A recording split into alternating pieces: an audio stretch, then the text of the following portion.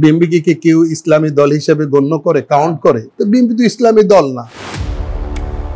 আমরা মনে করছি যে বাংলাদেশ জামাত ইসলামীর আকীদাগত যে বিষয়গুলো, এগুলো তো আমরা মনে করি জটিল ও কঠিন একটা জায়গা।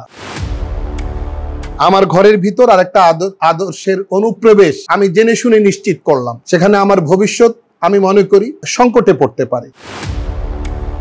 ঐক্য বিষয়টাকে আমি অত্যন্ত প্রয়োজনীয় মনে করি। আমরা পিয়ার পদ্ধতিকে বাংলাদেশের জন্য আমরা কল্যাণকর মনে করছি না।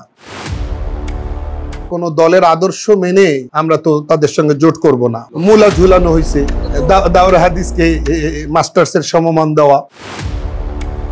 10 মাসের মধ্যে আইন শৃঙ্খলা পরিস্থিতি নিয়ন্ত্রণে না আসা, এটা অন্তর্বর্তী সরকারের ব্যর্থতা। হেফাজত একটি অরাজনৈতিক সংগঠন, হেফাজত রাজনৈতিক অঙ্গনে ইন্টারফেয়ার করবে না। আমি তো মনে করি ইসলাম রাজনীতির অংশ, ইসলামী রাজনীতিকে অস্বীকার করা, আমি তো মনে করি এটা কুফরের শামিল। কোরআন সুন্নাহ বিরোধী কোনো আইন যেন পার্লামেন্টে না হয়। আসসালামু আলাইকুম ওয়া রাহমাতুল্লাহ। নির্বাচন কেন্দ্রিক রাজনীতিবিদদের বোঝাপড়া নিয়ে সময়ের আলোর বিশেষ আয়োজনে দেশ কিংবা প্রবাসে যে যেখান থেকে দেখছেন সকলকে স্বাগত জানাচ্ছি। আপনাদের সাথে আমি আছি জাওয়াদ আহমদ এবং আজকের এই বিশেষ আয়োজনে অতিথি হিসেবে আছে জমিয়ত উলামা ইসলাম বাংলাদেশের সম্মানিত মহাসচিব মাওলানা মঞ্জুরুল ইসলাম আফেন্দি। দর্শক যে যেখান থেকে দেখছেন সকলকেই আবারও জানাচ্ছি শুভেচ্ছা ও অভিনন্দন। আসসালামু আলাইকুম। ওয়া আলাইকুম আসসালাম ওয়া রাহমাতুল্লাহি ওয়া বারাকাতুহু। কেমন আছেন? আলহামদুলিল্লাহ, আল্লাহ পাকের শুকর, ভালো আছি। সময়ের আলোর আজকের বিশেষ আয়োজনে আপনাকে স্বাগত জানাচ্ছি এবং শুকরিয়া জানাচ্ছি আজকের সময় দেওয়ার জন্য। আপনাকেও স্বাগত জানাচ্ছি আমি, ধন্যবাদ আমার সাক্ষাৎকার নিতে আসার জন্য। আমাদের আজকের আলোচনার মূল টপিক হচ্ছে নির্বাচন কেন্দ্রিক রাজনীতিতে বোঝাপড়া। যদি এইটা থেকে শুরু করি তাহলে প্রথম যে কথাটা আসছে সেটা হচ্ছে যে আগামী নির্বাচন নিয়ে জমিয়তের ভাবনাটা কি, সারা দেশে প্রার্থী দেওয়ার প্রস্তুতি নিচ্ছেন কিনা? দেখুন, জমিয়ত উলামা ইসলাম বাংলাদেশ একটি নির্বাচনমুখী রাজনৈতিক দল। যেহেতু আমরা নির্বাচন করে আসছি অতীত থেকে, স্বাভাবিক কারণে নির্বাচনের প্রস্তুতি আমাদের রয়েছে। প্রার্থী বাছাইয়ের কাজ অনেকাংশে আমরা করে ফেলতে সক্ষম হয়েছি বা করছি। আমরা নির্বাচনে আমাদের দলের সামর্থ্য সাধ্য যতটুকু আছে সে আলোকে আমরা ইনশাল্লাহ অংশগ্রহণ করব, ইনশাল্লাহ, এটা নিশ্চিত। সারা দেশের প্রার্থী আমরা জমিয়ত থেকে দেখতে পাবো, ওই রকমটা প্রস্তুতি আমাদের আছে, আমরা চেষ্টা করছি। শেষ পর্যন্ত কতটুকু অগ্রসর হওয়া যায় এটা সময় বলে দেবে। নির্বাচন যেহেতু প্রক্রিয়া এবং নির্বাচনের জোটও একটি প্রক্রিয়া, যে প্রতিটা নির্বাচনে আমরা জোটবদ্ধ হয়ে নির্বাচন হওয়া বা এককভাবে নির্বাচন হওয়ার একটা পরিস্থিতি দেখতে পাই। তো আগামী নির্বাচন কেন্দ্রিক জমিয়ত জোট কেন্দ্রিক কোনো চিন্তা ভাবনা করছে কিনা? বাস্তবতা তো স্বীকার করতেই হয় যে ইসলামী দলগুলোর কারোই সেই সক্ষমতা এখনো অর্জন করা হয়ে ওঠেনি যে এককভাবে নির্বাচন করে বিজয় অর্জন করা, বিজয় লাভ করা। হয়তো কন্টেস্টে যাব, প্রতিদ্বন্দ্বিতা করতে পারবো কেউ কেউ, বাট সংসদে যাওয়ার মতো, বিজয় লাভ করার মতো অবস্থা এখনো আমাদের অনেকের হয়নি। সেই জায়গাটাতে আমরা সমমনা ইসলামী দলগুলো অনেক দিন যাবৎ পরস্পরে আমরা আলোচনা চালিয়ে আসছি। পাশাপাশি কতটুকু আমরা একজন আরেকজনের, এক দল আরেক দলের ঘনিষ্ঠ হতে পারি সে চেষ্টা আমরা অব্যাহত রেখেছি। এই প্রক্রিয়াটা এখনো চলমান আছে। ইসলামিক ঘরানার দলগুলো একত্রিত হয়েও কোনো না কোনো জোটে, কোনো না কোনো স্রোতধারায় যুক্ত হওয়ার একটা প্রয়োজনীয়তা আলটিমেটলি দেখা দেবে। সেই জায়গাটাতে আমরা আমাদের আদর্শের জায়গাটা, আমাদের মৌলিকত্বের জায়গাটাকে আমরা অক্ষত রেখে, সমুন্নত রেখে আমরা যাদের সঙ্গে জোটভুক্ত হলে, যাদের সঙ্গে যুক্ত হলে আমাদের ক্ষতির মাত্রাটা কম, লাভের মাত্রাটা বেশি, সেই দিকটা বিবেচনা করে আমরা ডিসাইড করব। দলীয় ফোরামে আলোচনা সাপেক্ষে বিগত সময় আমরা দেখেছি যে জমিয়ত উলামা ইসলাম বাংলাদেশ জাতীয়তাবাদী দল বিএনপির সাথে তাদের একটা জোট ছিল। এবারও যেহেতু আপনি একটু আগে বলছিলেন যে ইসলামী দলগুলোরও একটা বোঝাপড়া চলছে, কথাবার্তা চলছে, ইসলামী দলগুলো বলতে জমিয়ত সহ ইসলামী আন্দোলন, জামাতে ইসলাম, খেলাফত দুই মজলিস, এগুলো নিয়ে একটা আলোচনা চলছে। এখন যে প্রশ্নটা জানতে যাচ্ছি যে ইসলামী জোটের মধ্যে জামাতের সাথে আপনাদের জোটভুক্ত হওয়াটাকে আপনারা কি সম্ভাবনা আছে কিনা, এটাকে আপনারা কিভাবে দেখছেন? আসলে আমি একটু আগেই কিন্তু উত্তর দিয়ে গেছি, আরো তো সময় আছে সামনে। আপাতত আমাদের যেই বোঝাপড়ার বা আমাদের চিন্তার গভীরতার যে জায়গাটা, সেটা স্পষ্ট। সেটা হচ্ছে আমাদের আদর্শ, আমাদের মৌলিক চিন্তা চেতনা, এই জায়গাটাকে সমুন্নত রাখা। ঐক্য বিষয়টাকে আমি অত্যন্ত প্রয়োজনীয় মনে করি, এবং যারা সব ইসলামী দল ঐক্যবদ্ধ হোক, বিশেষত এই ইলেকশনে, এই নির্বাচনে যেটা সামনে আসছে, এই যে আবেগ, এই যে মানুষের চাওয়া পাওয়ার জায়গাটা, এটাকে আমরা সমীহ করি, রেসপেক্ট করি, সম্মান করি। কিন্তু ঐক্যবদ্ধ হতে গিয়ে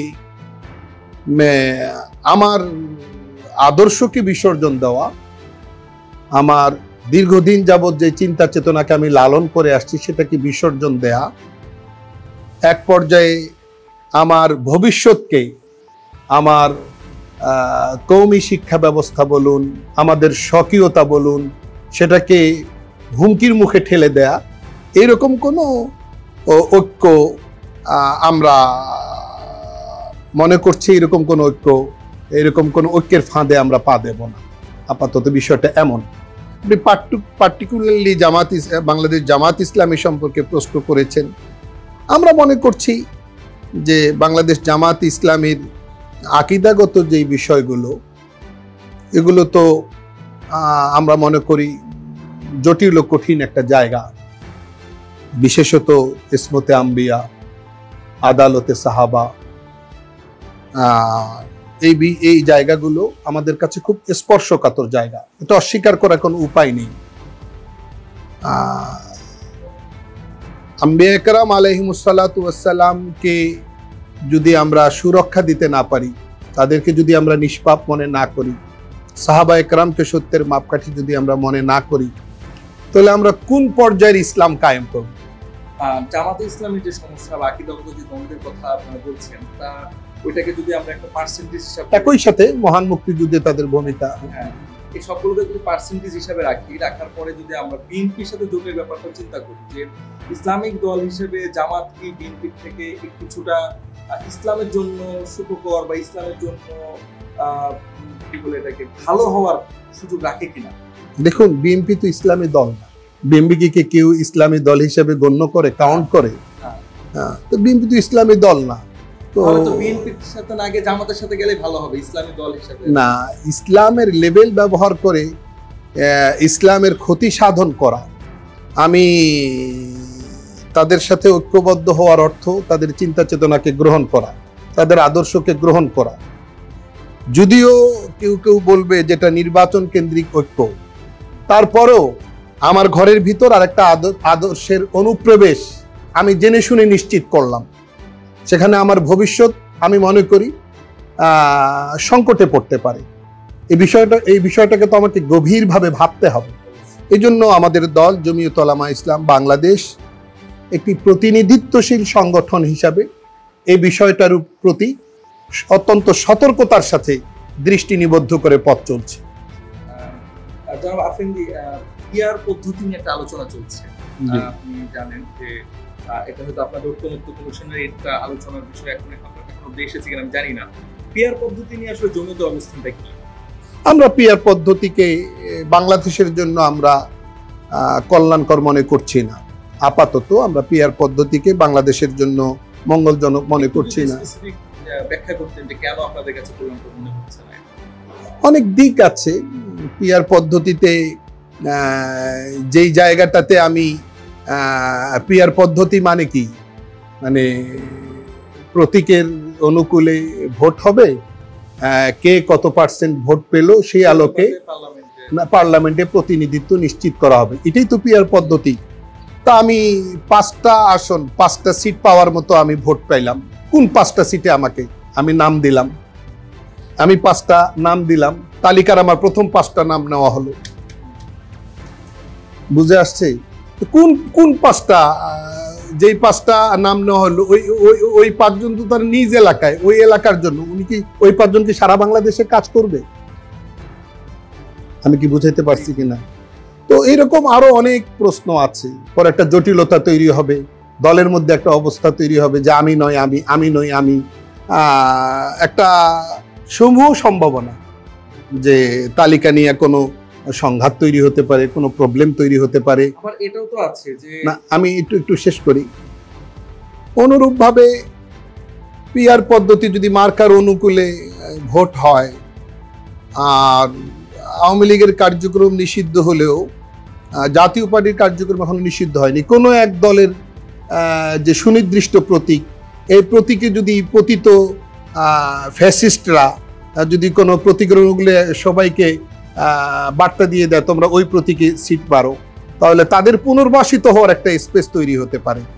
হ্যাঁ, এই জায়গাটাকেও আমরা একটু ঝুঁকিপূর্ণ মনে করছি।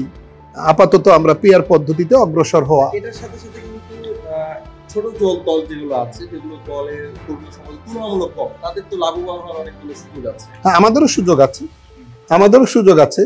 আমরা হয়তো পিআর পদ্ধতিতে ভোট হলে আমরাও বেনিফিটেড হব। যে সকল জায়গায় আমরা আমাদের দল শক্তিশালী, স্ট্রং এবং আমাদের ভোট আছে, ভোট ব্যাংক আছে, ওই সমস্ত জায়গাগুলোতে আমরা বেশ ভালো পরিমাণে ভোট পাবো আশা করছি। তো আমরাও বেনিফিটেড হব। কিন্তু বেনিফিটেড হওয়ার জায়গাটাকে আমরা বড় করে দেখছি না। আমরা দেখছি দেশের সার্বিক পরিস্থিতি বিবেচনায় এখনো আমাদের দেশে পিআর পদ্ধতি কল্যাণকর বলে আমরা ভাবছি। একটা বিষয় হচ্ছে, অতীতে যতগুলো নির্বাচন আমরা দেখেছি, সেটা হোক শেখ হাসিনার আমলে পাতানো নির্বাচন বা যে কোনো কিছু, নির্বাচন কমিশন নিয়ে দলগুলোর একটা আস্থা অনাস্থার ব্যাপার তৈরি হয়, যে নির্বাচন কমিশন যেটা বিদ্যমান থাকে সে দল সেটা কতটুকু সুষ্ঠু নির্বাচনের জন্য সমর্থবান, এরকম একটা পরিস্থিতি তৈরি হয়। তো বর্তমান যে নির্বাচন কমিশন তৈরি হয়েছে এবং বর্তমান যে নির্বাচন কমিশন আছে, এটার প্রতি আপনাদের আসলে আস্থা কেমন, আপনারা আস্থা বোধ করছেন কিনা? হ্যাঁ, যদি আমরা বর্তমান নির্বাচন কমিশনের প্রতি বা কমিশনার বৃন্দের প্রতি আমাদের আস্থার সংকট থাকে, তাহলে আমরা ফেসিবাদ থেকে, স্বৈরতন্ত্র থেকে মুক্ত হলাম, মুক্তি পেলাম, এই দাবি করার তো কোনো সুযোগ নেই। তাহলে আমরা এত রক্তক্ষয়, এত শহীদের শাহাদাত, এত মানুষের প্রাণহানি, এত আন্দোলন, এত মানুষের পঙ্গুত্ব বরণ, এত মানুষের দৃষ্টি প্রতিবন্ধী হয়ে যাওয়া, এই যে ক্ষয়ক্ষতি, এত ক্ষয়ক্ষতির পরে যদি আমরা আস্থার ওই জায়গাটা মেরামত করতেই না পারলাম, তাহলে তো বলতে হবে যে আমরা এখনো ব্যর্থ। আমি এক কথাই বলি যে নির্বাচন কমিশন যেটা এখন পুনর্গঠিত হয়েছে, এখন যে কমিশন অলরেডি কাজ করছে, তারা যদি তাদের নিরপেক্ষতা হারায়, তাহলে জাতির জন্য এটি নিঃসন্দেহে হতাশাজনক, দুর্ভাগ্যজনক। বর্তমান যে সরকার বর্তমানে আছে, সরকার হয়তো কেন্দ্রীয়ভাবে অনেক অংশ করার চেষ্টা করছে বা অনেক কাজ করার চেষ্টা করছে, কিন্তু আমরা যদি একটু তৃণমূলের দিকে তাকাই, তৃণমূলে আসলে স্থানীয় সরকার ব্যবস্থা বা প্রশাসনিক ভাবে নানা জায়গাতেই ঝামেলা হচ্ছে, নানা জায়গাতেই বৃহৎ দলগুলোর সাথে দ্বন্দ্ব বাঁধছে। কার মানে বৃহৎ দলগুলো দেখা যাচ্ছে সাধারণ মানুষের সাথে দ্বন্দ্ব হচ্ছে। আমি যদি স্পেসিফিক বলি, যে আমরা প্রতিনিয়ত খবরে দেখতেছি যে বিএনপির বা যুব দলের বা ছাত্র দল কেন্দ্রিক নানা সংঘাতের সৃষ্টি হচ্ছে, যেটা প্রশাসন নিয়ন্ত্রণ করতে পারছে না।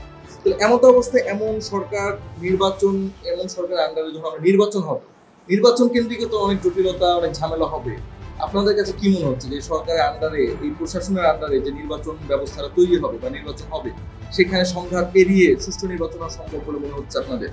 আমি প্রথমত বলবো যে অন্তর্বর্তী সরকারের ক্ষমতা গ্রহণের প্রায় 10 মাস, এই 10 মাসের মধ্যে আইন শৃঙ্খলা পরিস্থিতি নিয়ন্ত্রণে না আসা, এটা অন্তর্বর্তী সরকারের ব্যর্থতা নিঃসন্দেহে।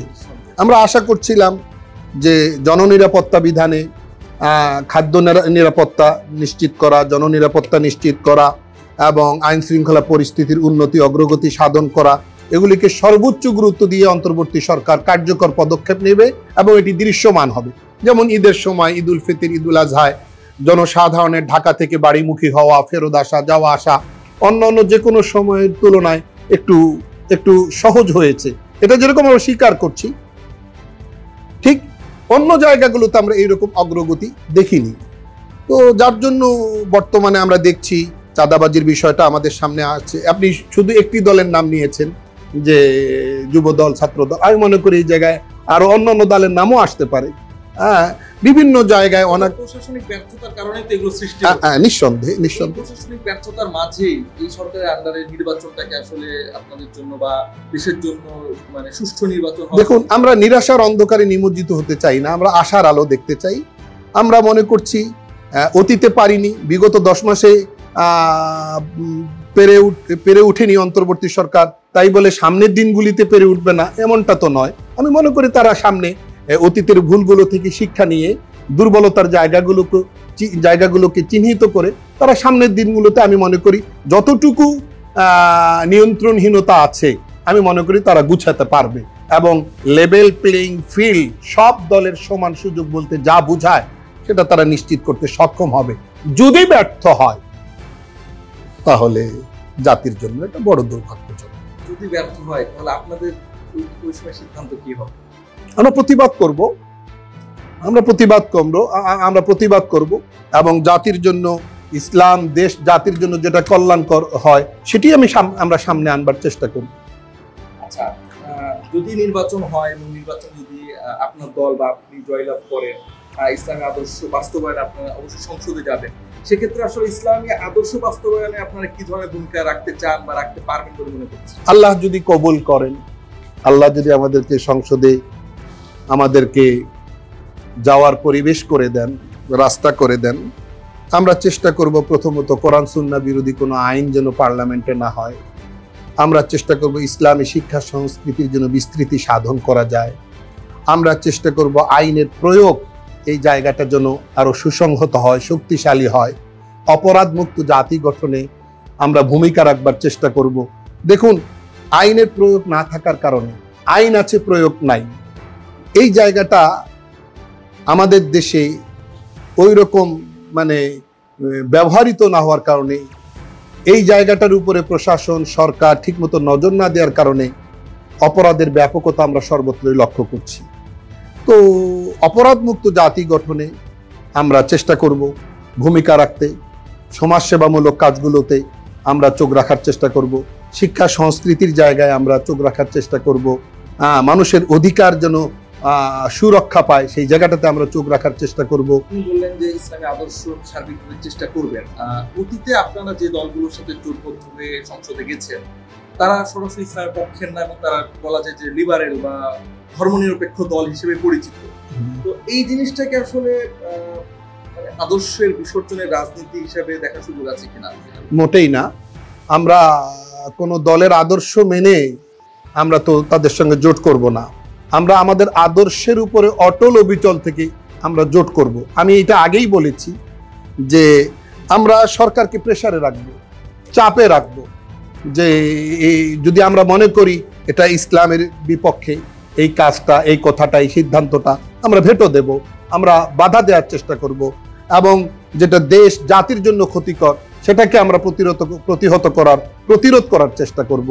আচ্ছা, আপনারা যদি পার্লামেন্টে যান, আপনারা যেহেতু জমিয়ত উলামা ইসলাম বৃহৎ বলা যায় যে কওমি অঙ্গনের একটা বড় প্রতিনিধিত্বশীল একটি দল, এবং বিশেষ করে এই দেশের ইসলাম প্রিয় মানুষের প্রতিনিধিত্বশীল একটি দল, তো যদি জমিয়ত উলামা ইসলাম থেকে আপনারা পার্লামেন্টে যান তাহলে কওমি শিক্ষা ব্যবস্থা এবং কওমি ছাত্রদের জন্য আসলে আপনারা কি করার কথা ভেবেছেন বা কি করবেন বলে ভাবছেন? আমাদের কওমি শিক্ষার্থী সন্তানেরা যেন হোপলেস না হয়।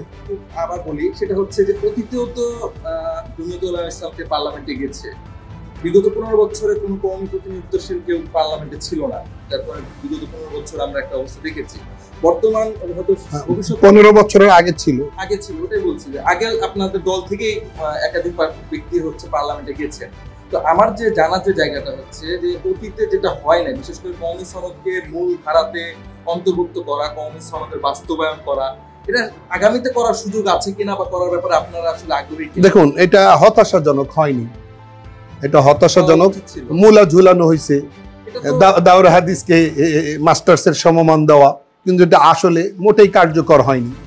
তো আমরা চেষ্টা করব এই জায়গাটাকে, এটাকে কার্যকর করা, এবং আমাদের কওমি অঙ্গনে যথেষ্ট মেধাবী প্রতিভাবান শিক্ষার্থী রয়েছে, এদের মূল্যায়ন না করার কারণে এরা মূল্যায়িত না হওয়ার কারণে এদের প্রতিভা বিকশিত হয়নি। চাকরি বাকরির ক্ষেত্রে, বিভিন্ন জায়গায় খেদমতের সুযোগ লাভের ক্ষেত্রে, জাতিকে কিছু দেওয়ার ক্ষেত্রে আমি মনে করি এদের প্রতিভা বিকশিত হয়নি। তো আমরা চেষ্টা করব কওমি শিক্ষার্থী যারা প্রতিভাবান, মেধাবী এবং যাদের মধ্যে ওই রকম মেন্টালিটি আছে, তাদের মধ্যে ওইরকম কোয়ালিটি আছে, তাদেরকে বাছাই করে তাদেরকে জায়গা মতো পৌঁছে দেয়া। দীর্ঘদিন আপনারা হেফাজতে ইসলামের সাথে আন্দোলনে সরাসরি ছিলেন, যুক্ত হয়েছে, সমর্থন দিয়েছেন। অনেকে বলে যে হেফাজতে ইসলামের প্রাণ চালিকায় জমিয়তের মাধ্যমে হয়ে থাকে, এরকম একটা কথা হয়। আগামীতে যদি আপনারা পার্লামেন্টে যান তখন হেফাজতের সাথে আপনাদের সম্পর্ক কি থাকবে? কারণ হেফাজত অরাজনৈতিক দল এবং সর্বসময় সরকারকে প্রেশার ক্রিয়েট করে আসছে, অতীত থেকে আমরা দেখছি। যখন আপনারা নিজেরা বা আপনাদের প্রতিনিধি যখন পার্লামেন্টে থাকবে তখন হেফাজতের সাথে আপনাদের সম্পর্কের জায়গাটা কি চলবে? দেখুন, হেফাজত একটি অরাজনৈতিক সংগঠন। রাজনৈতিক অঙ্গনে হেফাজত ইন্টারফেয়ার করবে না, এটা আমাদের মূল জায়গা। এটা আমরা বারবার বলে আসছি। আমির হেফাজত থেকে আরম্ভ করে মহাসচিব পর্যায় পর্যন্ত নীতি নির্ধারণী সব নেতৃবৃন্দ একাধিকবার এই কথা উচ্চারণ করেছেন, বলেছেন যে হেফাজত একটি অরাজনৈতিক প্ল্যাটফর্ম।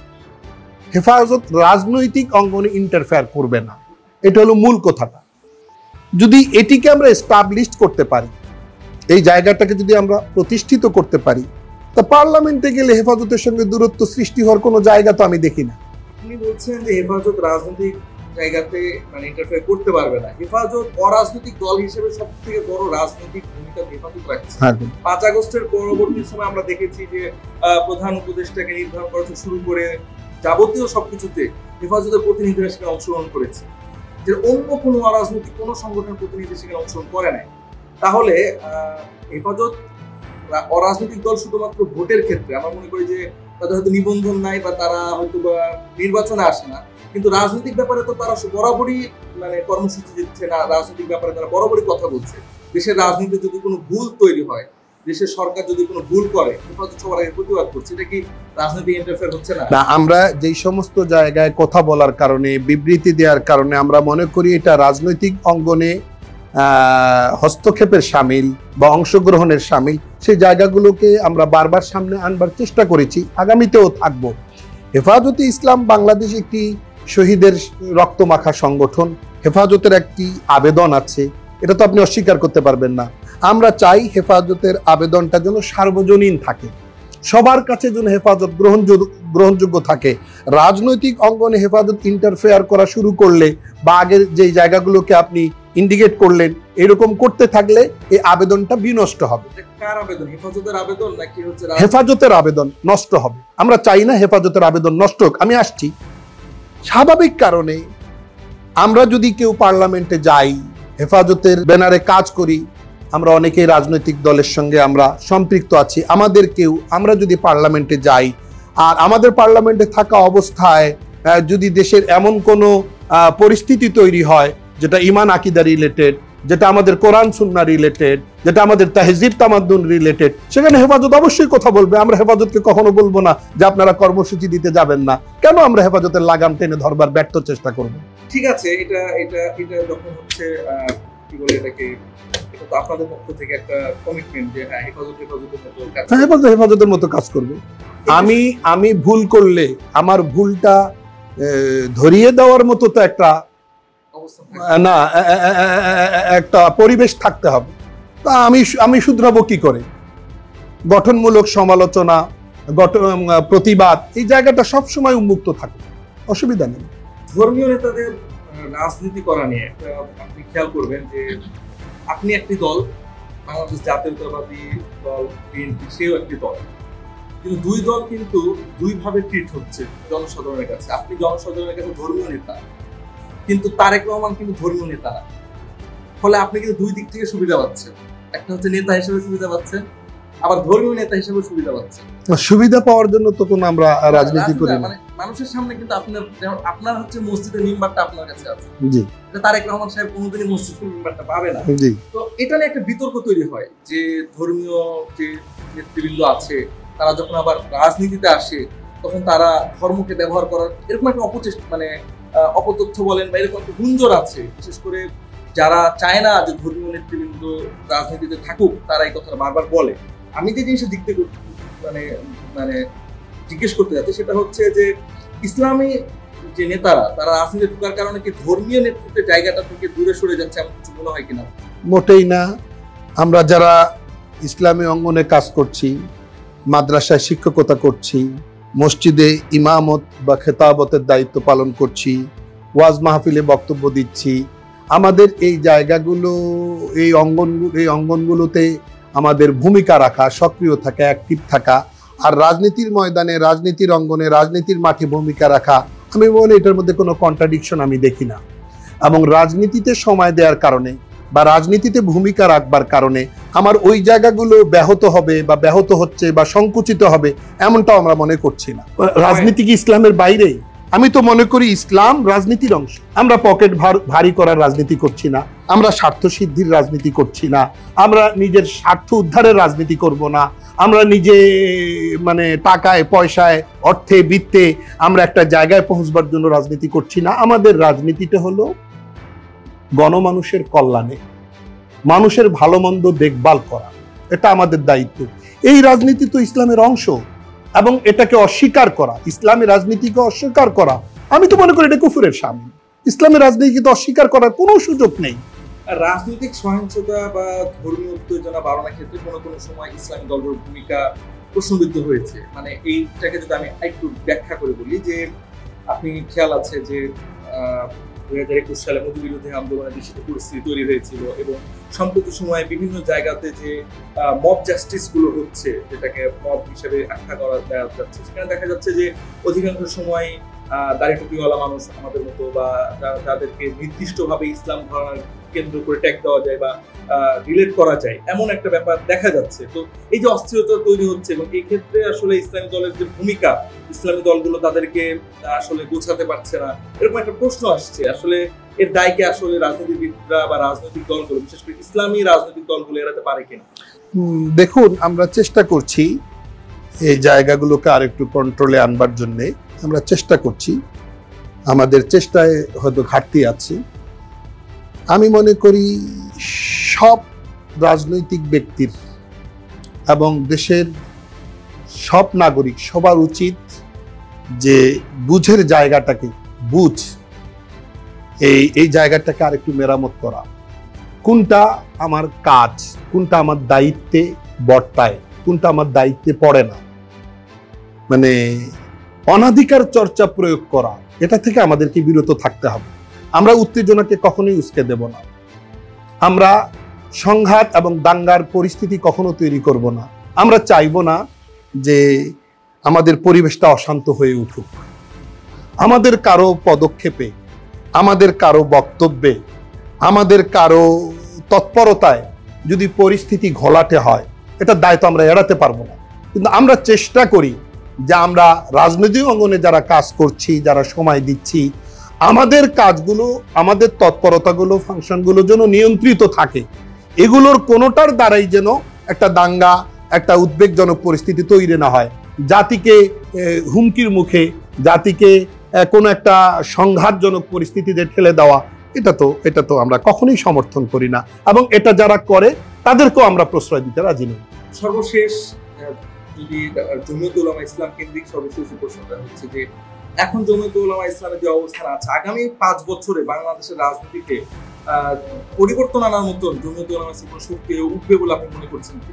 চেষ্টা করছি, কিন্তু এরকম কমিটমেন্ট দেওয়া তো সম্ভব না, এরকম অঙ্গীকার ব্যক্ত করা তো সম্ভব না যেটা আমি পারবো না। আমরা চেষ্টা করছি যে আমরা আমাদের ত্রুটি বিচ্যুতি যেগুলো আছে এগুলো কাটিয়ে উঠে আমরা একটা সুন্দর অবস্থানে যাব, একটা সুসংহত অবস্থান আমরা তৈরি করতে সক্ষম হব।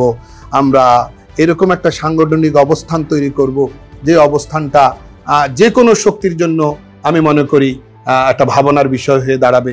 আমরাও যেন আমাদের জাতিসত্তাকে, আমাদের ধর্মীয় বিষয়াবলীকে আমরা আরো বড় পরিসরে, ভালোভাবে, সুন্দর রূপে আমরা যেন উপস্থাপন করতে পারি। দলের শক্তি বাড়লে আমি মনে করি সবার লাভ। আমরা সেই জায়গাটাতে নজর রাখছি এবং চেষ্টা করছি যে আমরা দলটাকে একটা পর্যায়ে নিয়ে যাওয়ার জন্য। এর জন্য ইতিমধ্যে আমরা সাংগঠনিক কার্যক্রম বৃদ্ধির জন্য, সংগঠনকে শক্তিশালী করবার জন্য আমরা জেলা লেভেলে, উপজেলা পর্যায়ে আমরা কাজ বাড়ানোর আমরা সাংগঠনিক সিদ্ধান্ত নিয়েছি। ইসলামী দলগুলো সার্বিকভাবে যদি একটা প্রশ্ন করি, যে কওমি মাদ্রাসা কেন্দ্রিক যে দলগুলো আছে বিশেষ করে তাদের সাংগঠনিক কাঠামো তুলনামূলক দুর্বল হওয়ার কারণে বা বাস্তব জনসম্পৃক্ততা না থাকা, বিশেষ করে মাদ্রাসা কেন্দ্রিক থেকে যাওয়ার একটা প্রবণতা আছে বা এরকম একটা জনশ্রুতি আছে, এরকম ব্যাপারের কারণে আপনার দেশের মূলধারা রাজনীতি থেকে কিছুটা জনসম্পৃক্তহীন হয়ে পড়ছেন বা প্রান্তিক পর্যায়ে চলে যাচ্ছে, এমন কিছু মনে হয়? না, আমরা চেষ্টা করছি। আপনি যেই জায়গাটার দিকে ইঙ্গিত করেছেন, আমরাও ছাত্র নির্ভরতা, মাদ্রাসা নির্ভরতা, রাজনীতিকে আমরা এই নির্ভরতার জায়গা থেকে বের করার ব্যাপারে খুব চেষ্টা করছি। আপনি আমার জেলায় যান, উত্তর জনপদে নীলফামারীতে যান, আপনি আমার ওখানে সাংগঠনিক কার্যক্রম যেগুলো চলছে বিগত 6 মাস, বিগত 1 বছর, আপনি যদি তথ্য উপাত্ত ঘাটাঘাটি করে দেখেন, রেকর্ড যদি আপনি বিশ্লেষণ করেন, তাহলে সেখানে দেখবেন যে আমার এলাকায় আম জনসাধারণের, গণমানুষের উপস্থিতি ব্যাপক অনেক। আমি একটা ইউনিয়ন পর্যায়ে, আমি একটা উপজেলা পর্যায়ে একটা মিটিং করলে যদি 500 লোকের, 1000 লোকের, 2000 লোকের একটা আমি জনসভা বা সমাবেশের অ্যারেঞ্জ করি, সেখানে দেখা যাবে যে 90%, 95% মানুষ সাধারণ। তো এরকম আরো জায়গা আছে আমাদের বিভিন্ন জেলা, বাংলাদেশের বিভিন্ন জায়গায় এরকম একটা অবস্থা তৈরি করবার আমরা চেষ্টা করছি। ছাত্র নির্ভরতা, মাদ্রাসা নির্ভরতা, স্টুডেন্ট নির্ভরতা, এগুলো থেকে আমরা বেরিয়ে আসবার চেষ্টা করছি। সর্বশেষ আপনি নীলফামারীর কথা বলছিলেন, সেটা থেকে শেষ করবো আজকের কথা। সেটা হচ্ছে আপনার আসন কেন্দ্রিক আপনার নির্বাচনের প্রস্তুতি কেমন চলছে? আলহামদুলিল্লাহ, আমি মনে করি সন্তোষজনক পর্যায়ে আছে। আসলে নীলফামারীর বিশেষ করে আমার জন্মস্থান ডোমারডিমলা, এই নীলফামারী 1 আসন ডোমারডিমলায় আমি 2001 সাল থেকে মাঠে আছি। 2001 সাল থেকে মাঠে আছি। তখনও 4 দলীয় জোট থেকে আমি নমিনেশন পেয়েও গিয়েছিলাম, কিন্তু পরবর্তীতে যে কোনো না যে কোনো কারণে পরবর্তীতে তার পাওয়া হয়ে ওঠেনি। তখন থেকেই 2001 সাল থেকে আমি মাঠে আছি। তো 18 সালেও আমি প্রতিদ্বন্দ্বিতা করেছি দলীয় প্রতীক খেজুর গাছ নিয়ে। তো মাঠে আছি মানে সমাজ সেবামূলক বহুমাত্রিক কাজ আমি আঞ্জাম দিচ্ছি।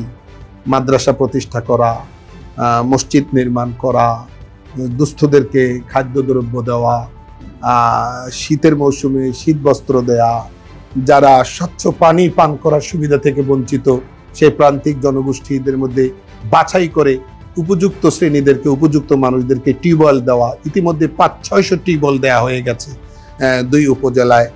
যারা ঘর নাই, যাদের থাকার মতো, তাদেরকে 12 হাতের একটা ঘর তৈরি করে দেওয়া। একটা ঘরে মিনিমাম 30,000 টাকা খরচ হয়, থাকার মতো, মাথা গুজাবার মতো একটা পরিস্থিতি তৈরি করে দেওয়া। বেকারত্ব দূর করার জন্য দুস্থদের মধ্যে, গরিব অসহায় হতদরিদ্রদের মাঝে সেলাই মেশিন বিতরণ করা, তারপরে ভ্যান দেওয়া, তারপরে যারা শারীরিকভাবে চলাফেরা করতে অক্ষম তাদেরকে হুইল চেয়ার দেওয়া। সাম্প্রতিক সময়ে আমি স্বল্প মূল্যে একটা অ্যাম্বুলেন্স সেবা চালু করেছি। গরিব দুঃখী মানুষের জন্য স্বল্প মূল্যে অ্যাম্বুলেন্স সেবা পায়, সেই সেবাটি চালু করেছি। তো এইরকম নানামুখী কার্যক্রম আলহামদুলিল্লাহ 2001 বলা যায় যে জমিয়ত উলামা ইসলামের একটা সম্ভাব্য এবং খুবই আশাবাদী একটা আসন হতে যাচ্ছে আপনার আসনটি। আমি কাজ করছি। কারোর সঙ্গে এখনো পর্যন্ত আমাদের দলের আনুষ্ঠানিক বৈঠক বা আনুষ্ঠানিক চুক্তি এখনো কিছুই হয়নি।